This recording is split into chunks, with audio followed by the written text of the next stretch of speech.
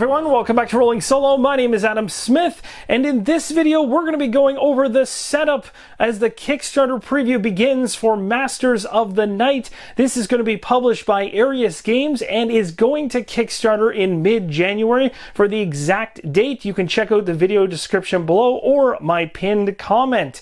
This game is developed by Nikolay Aslamov, and Masters of the Night is a cooperative challenge for 1 to 5 vampires, meaning that this is solo playable right out of the gates. I'll be going through in this series of videos an entire preview for Masters of the Night. We're starting it off right now with the solo setup. Just before we head into the 10 steps necessary to get the game set up and to the table, I want to talk about some high-level thoughts on the setup. So regardless of the number of players, you can use 2 to 5 vampires in a game. A single player playing solo can control more than 1 vampire. So for instance, I can play with 2 or more vampires.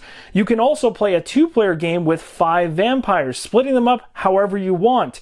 During the game, only the number of participating vampires is relevant. Another note is that always use the veil tracker, which we'll talk about later on in setup, corresponding to the total number of vampires. So if you play with 2 players with 2 vampires each, you use a tracker for 4, not 2. The third thing and the last thing before we head into the setup steps is the leading vampire token applies to a vampire, not to a player. To make passing the token easier, arrange the vampire sheets in the order of play. Step number 1 of setup is to lay out the district tiles in a 3x3 square with all districts oriented the same way. So I have all 9 of them face down right here, so I don't know which one is which. However, there is one of these 9 tiles that needs to go in the top left-hand corner of this 3x3 grid, and that is the railway station. Here is an overhead shot of the district tiles in a 3x3 grid with the railway station in the top left-hand corner. That is a permanent spot. The rest of this has been randomly assigned. We have the asylum, police department, nightclub, radio station, city park, museum, cathedral, and city hall.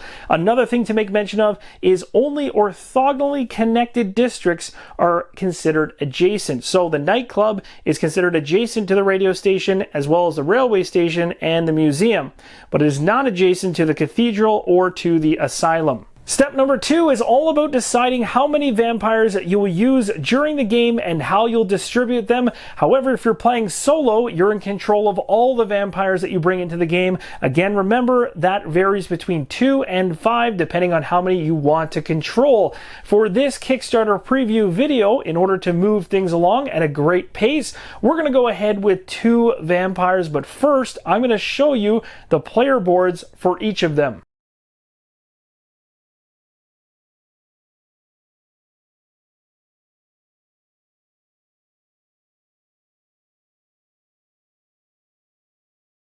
Out of the 6 vampires that come inside of the Masters of the Night Kickstarter preview copy, I've chosen these 2 to control, Imre and Mila. Next, find all the vampire tokens for the vampires in play.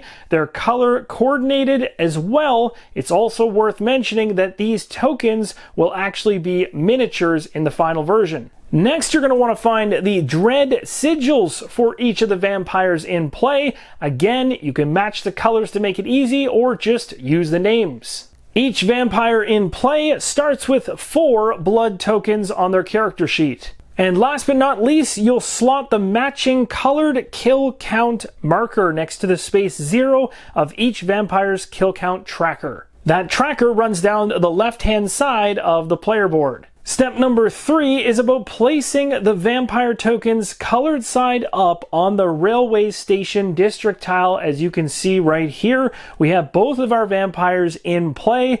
In addition, because we are playing with 2 vampires, we also place 2 minions on that district as well. Now, if we were playing with 3 vampires, we'd only place 1 minion on that district, and if we were playing with 4 or 5 vampires, we wouldn't place any minions on that district. Step number 4 is all about the veil tracker. You're going to want to find the veil tracker that corresponds to the number of vampires that you'll be using in your game. You can see right here that numbers are circled on the far left-hand side inside of the title of the newspaper itself. So in our case, 2 vampires stalk the streets. Next, place the veil marker on space number 6. Step number 5 has us placing the number of agents as stated on the veil tracker near the district tiles. So you'll see right on the veil tracker here in the newspaper itself, it says 12 agents appear throughout the city. The pool of agents, all 12 of them, has now been set up. Step number 6 has us setting up our minion pool as well as 2 extra blood tokens near the agent tokens. This is your token reserve. Step number 7 is all about setting up the event deck and choosing your difficulty. So you're going to shuffle each of these event decks separately first without looking. You've got Roman numerals 1, 2, and 3. These are stage decks. Choose your difficulty level and draw the following number of cards from each event deck without looking based on that difficulty you've chosen. If you've chosen easy, you'll be drawing 6 cards from each of these 3 decks. If you're choosing medium difficulty, 5 cards from each of the decks, and hard difficulty is 4 cards from each of the decks. For this Kickstarter preview, I've chosen to go with medium difficulty, so I've gone ahead and drawn 5 cards from each of the 3 stage decks. To build your event deck, after you've drawn your cards, simply place the stage 3 cards shuffled at the very bottom, then shuffle the stage 2 cards separately and place them on top, and then shuffle the stage 1 cards and place them on top, and you have now built out your event deck. The rest of the unused event cards can go back to the game box. Step number 8 is all about setting up the Relic Deck. You're going to easily find this by finding the back of cards that look like this. Mysterious relics now on display at the museum. Also giving you a tip as to where you should put them once you've shuffled them. So you'll go ahead, give them a good shuffle, and place them right next to the museum. Step number 9 is about setting up your dice reserve. So take 2 dice for every vampire in the game. I have 2 vampires, so that's going to be 4 dice total. Roll them and place them near the district tiles without changing the values rolled. This is going to be your dice reserve, and you're going to share them among your vampires. Return the rest of the dice you don't use to the box. The final step of setup is to give the leading vampire token day side up to the player with the sharpest teeth.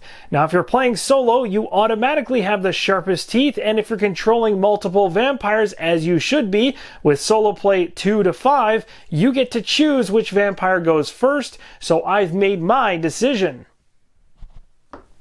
And that's going to conclude this setup video for Masters of the Night. Really looking forward to going through a Kickstarter preview and a playthrough with all of you. Hopefully you'll join me for that. Thank you guys so much for watching, and as always, keep on rolling solo.